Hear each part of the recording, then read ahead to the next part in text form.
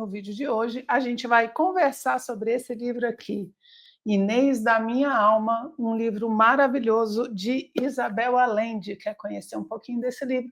Fica comigo até o fim do vídeo que eu vou te contar. Hoje eu quero trazer para vocês um livro que eu li faz pouco tempo, reli ele junto com a comunidade Máquina de Leitura, e é esse livro maravilhoso de Inês da Alma Minha, de Isabel Allende.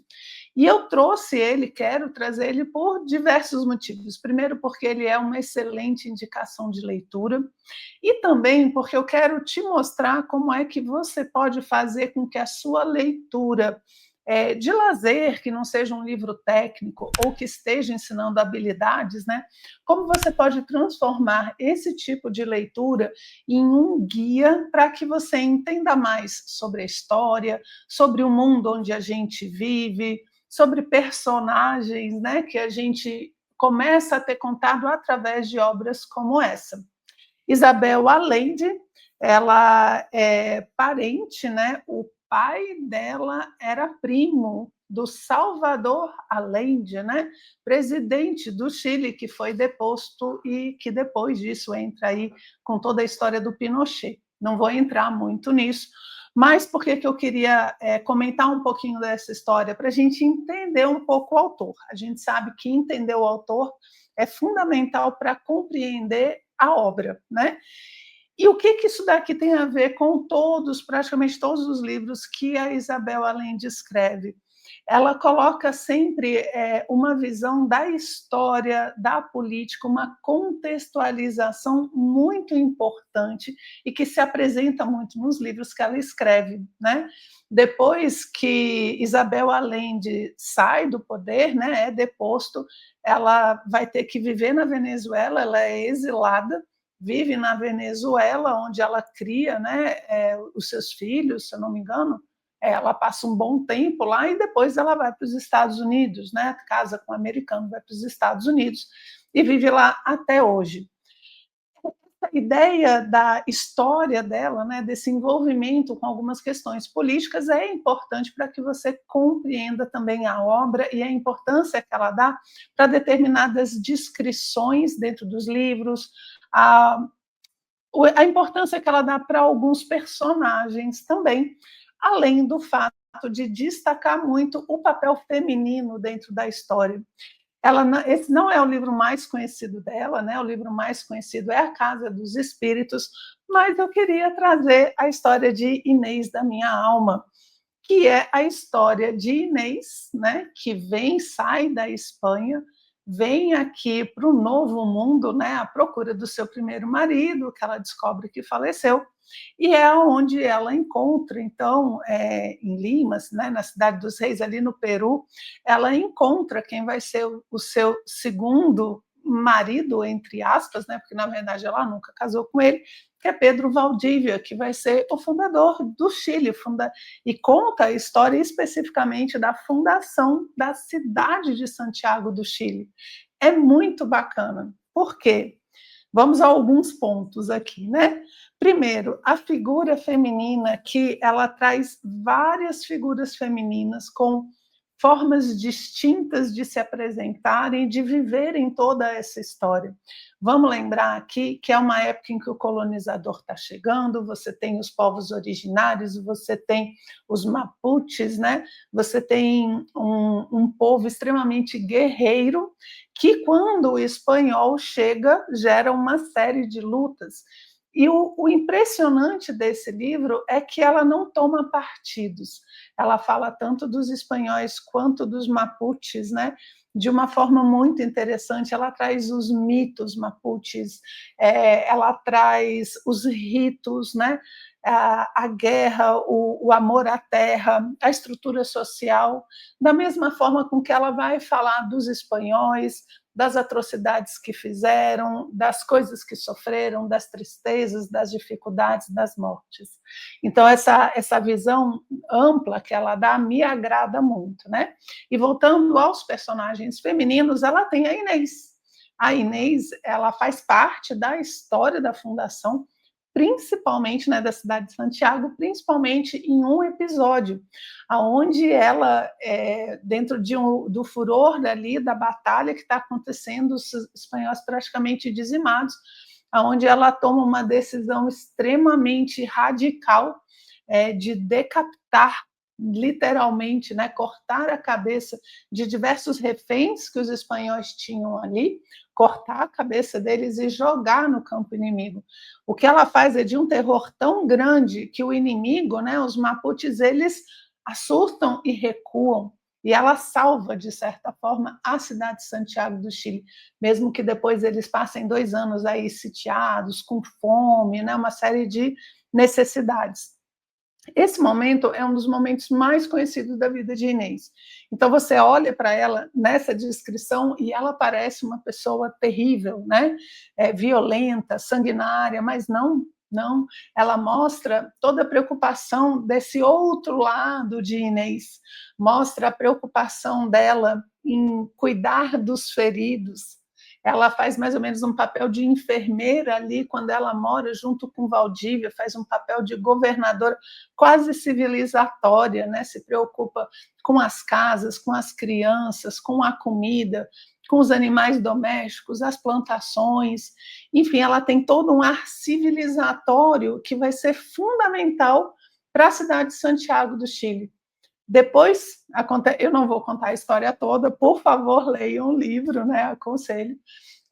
Depois ela tem um terceiro relacionamento, né, com o Rodrigo Quiroga, que vai ser também governador, e ela assume outra vez um papel de importância dentro da cidade, né, dentro da construção e da mentalidade da cidade. Então, é uma figura fantástica, um personagem construído com uma profundidade enorme, uma descrição de uma mulher no início ainda muito jovem, inexperiente, depois uma mulher madura que descobre as várias facetas do amor, o amor sensual, né? Esse amor de idolatria e também o amor maduro, né? Profundo, sempre uma mulher muito intensa em tudo que faz. Então, assim, a Inês é muito legal.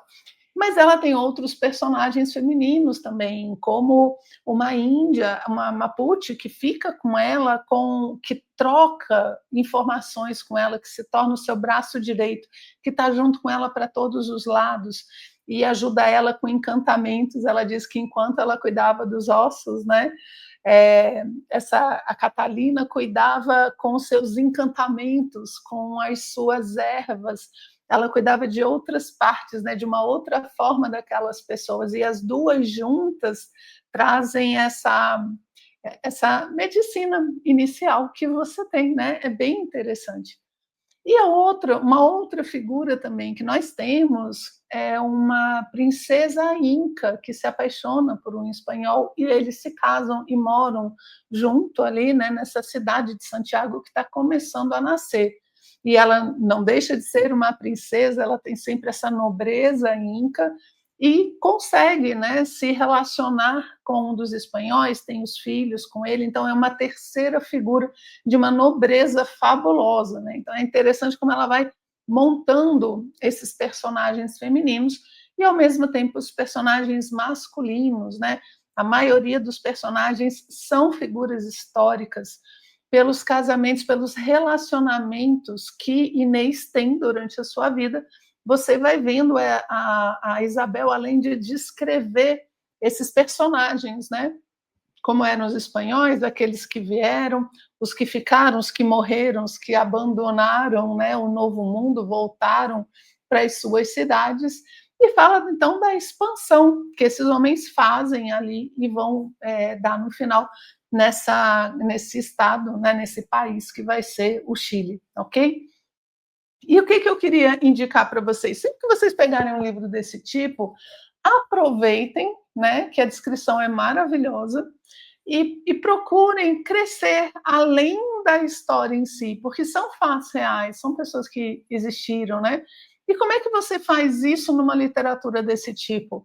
Procure montar uma espécie de uma cronologia, mas não vale pedir para o chat GPT fazer, não, tá?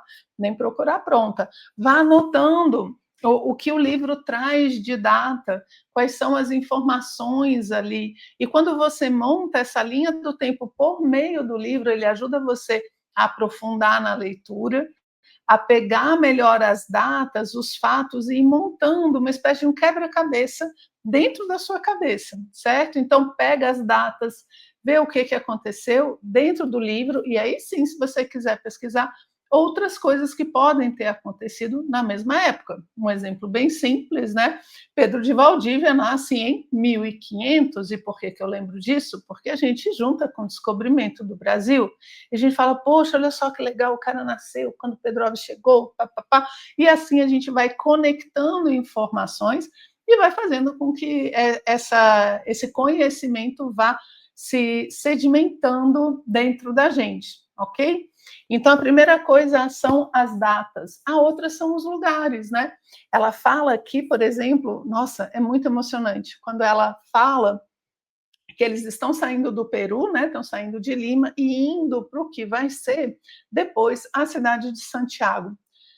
Então, ela descreve o deserto peruano e depois ela descreve a passagem dessas pessoas pelo deserto do Atacama. Olha, gente, é de arrepiar, porque eles ficam sem água, e aí a Inês, ela tem o dom de encontrar água no meio do deserto e salva todo mundo, e ela vai explicando o que eles passam, o quanto que eles sofrem, a questão das temperaturas, tudo isso você pode fazer o quê? Dá uma olhadinha ali nas fotos do deserto do Atacama, os lugares que eles falam aqui, coloque imagens na sua cabeça para te ajudar a entender o que foi essa travessia, porque nós somos muito visuais, né? Eu, pelo menos, sou muito visual. Se eu vejo essa descrição, monto na minha cabeça, né, e vou atrás de uma foto, uma imagem, isso me ajuda a entender o local e você nunca mais esquece do deserto que eles passaram ali no Peru, quando eles entraram no deserto do Atacama e tudo que eles passaram, né, durante esses 5 meses, né, de travessia que eles tiveram a pé até chegar lá para o que vai ser o Chile. E o Chile, a cidade de Santiago, vai ser montada, né, vai ser criada onde? No Mapocho, né? Quem é o Mapocho? Que rio é esse? E tudo isso vai fazendo com que você entenda mais do Chile. Olha só que bacana. Então, você pode procurar o nome das cidades pelas quais eles passaram, nome de rios, vales, desertos, descobrir, né, um pouquinho mais sobre isso, pegar as pessoas, os nomes, tentar ver quem foi histórico, quem não foi, pegar, por exemplo, quando ela fala que funda a igreja para Nossa Senhora, da qual ela era devota, e que depois se torna catedral, olhar ali e ver como é a Catedral de Santiago para compreender um pouquinho mais da história. Tudo isso vai fazendo com que você consiga ler, criar, né, ter criatividade, montar imagens na sua cabeça e também vai ajudar você a aumentar a sua cultura, né, sua cultura geral, a sua informação, né, sobre a nossa América. E você pode fazer isso com todos os livros desse estilo, que nem esse então, que é um romance histórico, né? Onde a gente pode aprender muito sobre figuras femininas fortes, inspiradoras e a história da fundação do Chile. Ok? Então, essa é a minha dica de hoje. Eu espero que você tenha gostado e a gente se vê no próximo vídeo. Um abraço.